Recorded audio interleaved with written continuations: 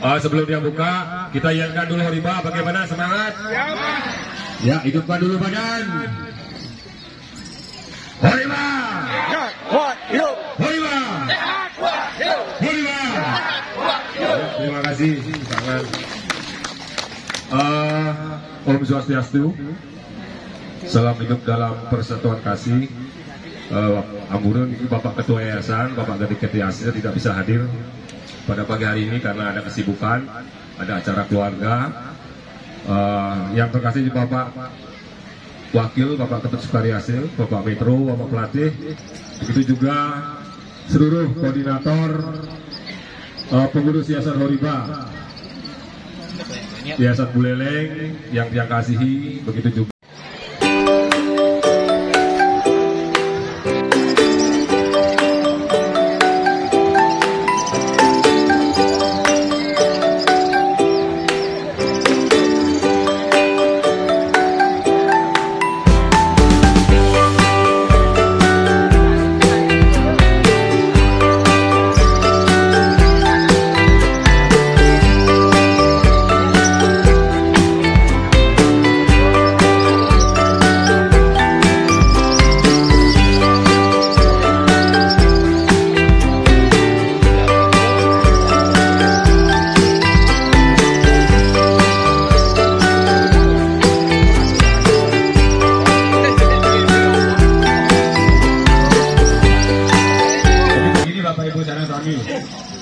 Yang ingin berbagi masalah kesalahan yang dilakukan oleh orang-orang yang masih sakit. Kesalahan ketika orang sedang sakit itu maksudnya. Kesalahan yang dilakukan ketika sedang sakit. Yang pertama, ketika warga atau orang itu mengalami sakit, contoh stroke misalnya. Stroke itu kadang-kadang kan tangan kiri atau tangan kanan atau kaki kiri kaki kanan salah satu anggota tubuh tidak bisa digerakkan. Ini terus sebelah ini. Kesalahan yang dilakukan biasanya adalah menganggap bahwa tangan kiri tiangnya sedang bergerak.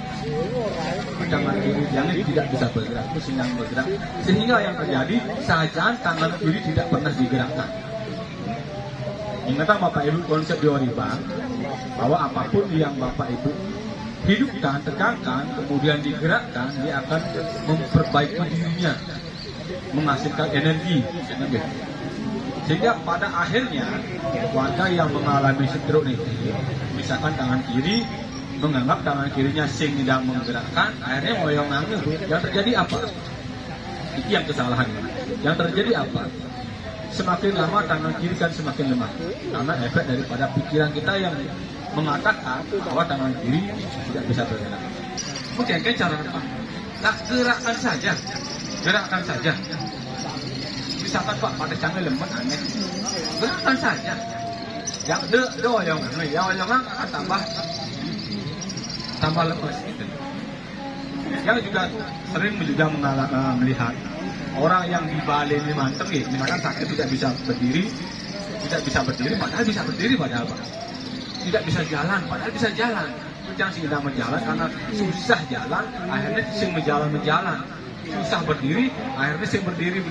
Yang terjadi apa? Tipus batis juga. Ini kan batis. Pernah lihat seperti itu ya? Padahal dia bisa berdiri.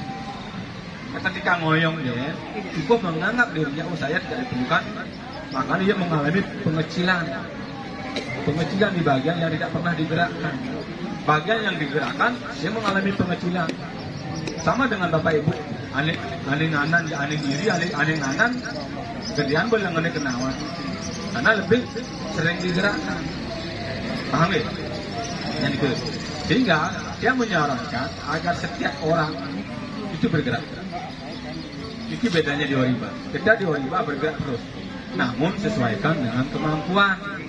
Misalkan Pak yang bergerak yang punya penyakit jantung itu misalkan, ya sesuaikan dengan kemampuan. Lebih bagus seperti itu daripada ngoyong deh gitu. Kalau ngoyong deh ya seperti itu tadi, tubuh itu juga akan cerdas. Ya Itu kesalahan yang saya sebut tadi yang pertama.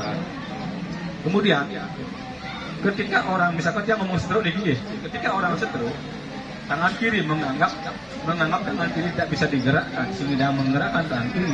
Pada akhirnya saya tidak menggerakkan Pak.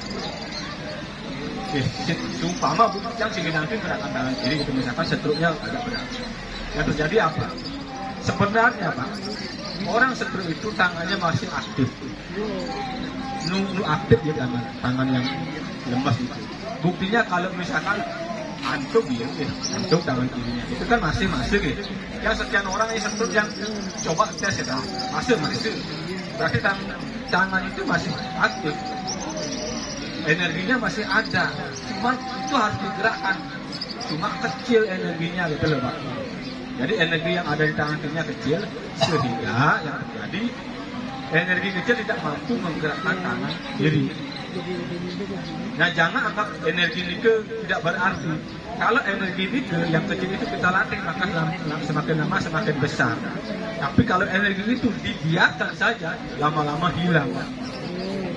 Akhirnya yang terjadi permanen. Orang tidak akan apa lemasnya nike permanen.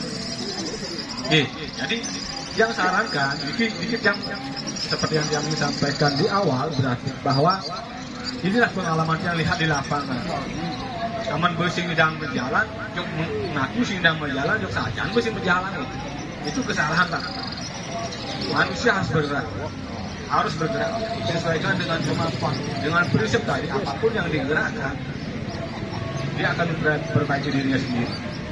Dan terbagi itu sehingga itu membuka sebuah mungkin pemahaman untuk Bapak Ibu sekalian. Bangsa gitu. Jadi mari sedang berjalan ngoyong tidak seperti itu. Harus digerakkan. Itu yang pertama. Kemudian kesalahan yang kedua. Kesalahan yang kedua adalah ketika orang sakit, biasanya orang tersebut stres. Betul ya? Ketika sakit, orang itu stres. Yang akan menceritakan sedikit pengalaman tentang stres. Bahwa begini Bapak Ibu, badan manusia itu kan ada yang namanya otak, ada yang namanya jantung. Kalau Bapak Ibu stres, maka energi yang Bapak Ibu ada di dalam tubuh ini didominasi oleh otak. Sehingga otak bisa menggunakan 90% bahkan lebih energi Bapak Ibu sekalian. Dia menyerap untuk stres. Sinyalan masih stres. Tapi nanti dia akan coba ulas sedikit nih. Nah ketika yang terjadi pada saat Bapak Ibu stres, apa yang terjadi? Energi Bapak Ibu diserap oleh otak untuk memproses stres ini. Yang terjadi apa? Tubuh lemas. Betul ya? Ketika tubuh lemas, saraf tegang. Orang stres sarafnya tegang Pak. Kalau tegang, maksud seperti ini Pak. Yang sudah sama Pak Ketua juga sering sekali mengkaji. Kenapa sih orang itu sampai merasakan rasa sakit? Kenapa orang itu merasakan sakit? Sakit kepala, nyakitan bangkang, nyakitan batis. Kenapa sih? Ternyata kita menemukan ada 3. Karena reseptor nyeri itu aktif. Karena 3 sebabnya. Yang pertama, dia karena tertekan atau terjepit Pak. Aman bertekan atau terjepit, sakit begitu Pak. Contoh, datang bangkang, sarafnya terjepit, sakit tuh bangkang. Kemudian ditusuk-tusuk, tidak refleksi kan, dia kan ditekan saraf, sakit. Kalau ditusuk-tusuk dengan kayu itu kan sakit. Kemudian karena reseptor nyeri ini ke luka, entah kena betatu, tiup, kena karet, atau kena berung misalkan, dia juga akan sakit. Yang kedua, yang ketiga karena tegang. Nah, misalkan kalau orang stres itu tegang sarafnya, kebetulan tegangnya ada di kepala, sakit bersirai. Betul itu. Kalau sakit sirain, balin menjadi kebus pulang. Nah, itu karena Bapak Ibu mengalami tegang karena stres tadi. Kemudian, kalau orang stres apa yang harus Bapak Ibu lakukan? Nah, itu pertanyaannya ini. Kalau stres karena tegang seluruh saraf, yang paling baik itu Bapak Ibu harus bergerak. Oke, yang terjadi ketika Bapak Ibu stres, tubuh lemas tubuh ini. Kena stres, sinyak lu mau berjalan, sinyak lu, itu paling gitu. Juga harus bergerak. Cara yang terbaik adalah bergerak. Jangan diam. Kalau diam, saraf-saraf tidak akan kendor. Tidak tegak. Jadi, ketika Bapak Ibu stres, tenaga lemah, tubuh itu mengaktifkan sistemnya, sistem kecerdasannya.